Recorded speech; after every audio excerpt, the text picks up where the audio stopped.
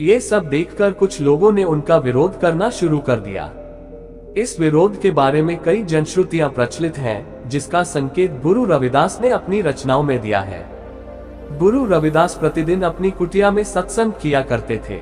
धीरे धीरे बहुत से लोग उनके जोवन व सत्संग से प्रभावित होकर कुटिया में आने लगे। गुरु रविदास ने कहा, जनजाति को छाड़ी कर करनी जात प्रधान, इहियो वेद को धर्म है करे रविदास बखान।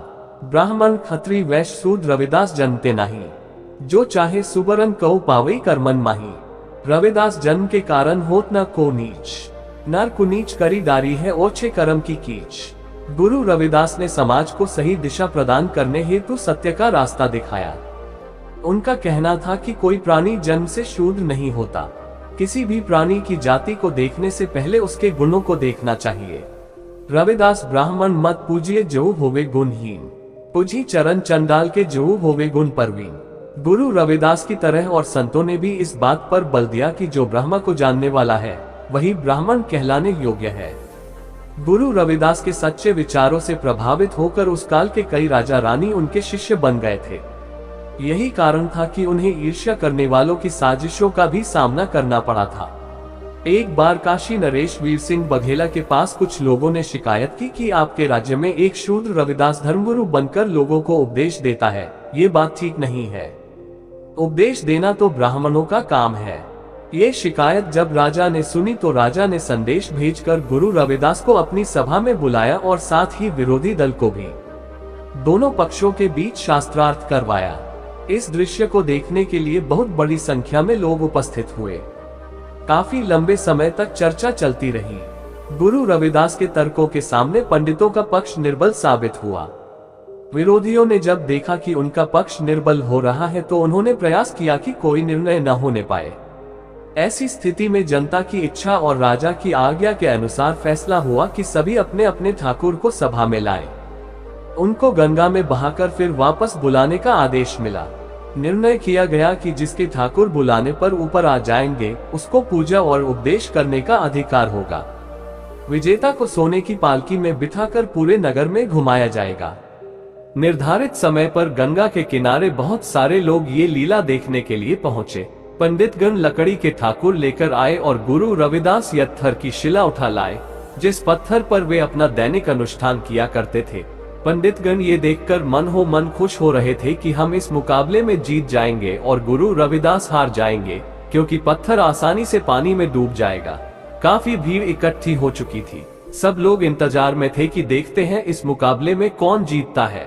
लोगों में उत्सुकता थी कि कब काशी नरेश वीर सिंह बघेला का आदेश होगा। समय देखते हुए राजा ने पहले पंडितों को आदेश दिया कि तुम अपने ठाकुर को गंगा में बहाओ और फिर वापस बुलाओ। राजा का आदेश पाकर पंडितों ने अपने लकड़ी के ठाकुर को गंगा की धारा में बहा दिया। इसके पश्चात पंडितगण मंत्रपाठ करते हुए ठाकुर को वापस बुलाने लगे। दूर दूर से आए हुए लोग ये दृश्य देख रहे थे। काफी देर तक बुलाने पर भी जब लकड़ी के ठाकुर पानी के नीचे से ऊपर नहीं आए, तब काशी नरेश ने गुरु रविदास से कहा कि रविदास जी, आप भी अपने ठाकुर को गंगा में बहा दें और फिर उनको वापस बुलाएं। गुरु रविदास ने राजा का आदेश सुनकर प्रभु को याद किया कि प्रभु जी, मुझे केवल आप ही का सहारा है। इस कठिन घड़ी में मैंने आपको याद किया है। आप आकर दर्शन दीजिए और मेरी लाज रखिए। उन्होंने कहा, जो तुम गिरिवत तो हम मोरा, जो तुम चांद तो हम भय है चकोरा। माधवे तुम न तोरहु तो हम नहीं तोरही, तुम सियु तोरी कवन सिद्ध जोरही। जो तुम दीवरा तो हम बाती, जो तुम तीरथ तो हम जाती। साची प्रीति हम तुम सियु जोरी, तुम सियु जोरी अब संगी तोरी। जह जह जाओ तहाँ मेरी सेवा, तुम सो ठाकुर ऐस न देवा। तुमरे भजन कहीं जम फांसा, भगति हेत गावे रविदासा। जैसे पर्वत और मोर, चंद्रमा और चकोर, तीरथ और यात्री का प्रेम है, ऐसी ही मेरी प्रीत आपसे है। इसके साथ ही वे प्रेम भाव से प्रभु दर्शन के लिए निवेदन करने लगे। कुपो भरियो जैसे दादिरा कछु देसु विदेसु न बूझ, ऐसा मेरा मनु बिखिया विमोहिया कछु आरा पार न सूझ। सगल भवन के नायिका इकु छिनु दरसु दिखाए जी, मलिन भई मति माधवा तेरी गति लखी न जाए। करहु कृपा भ्रमु चुकई मैं सुमति देहु समझाए।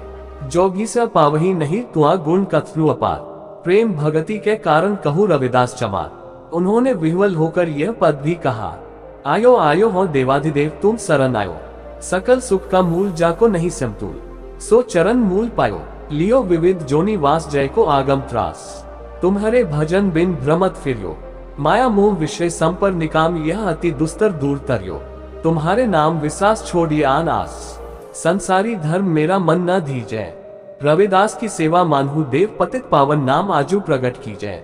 ये पद पूरा करने के बाद जब गुरु रविदास ने अपने नेत्र खोले तो देखा कि जल के ऊपर शिलारूपी ठाकुर जी लौट रहे हैं। लोग ये दृश्य देखकर जय जयकार करने लगे। सभी ने गुरु रविदास को प्रणाम किया। उन्होंने सबको उपदेश दिया कि हर जीव को अपनी इच्छा के अनुसार प्रभु की पूजा करने का अधिकार है। राजा ने भी उन्हें प्रणाम करते हुए विनती की कि आप मुझे अपना शिष्य बना लें।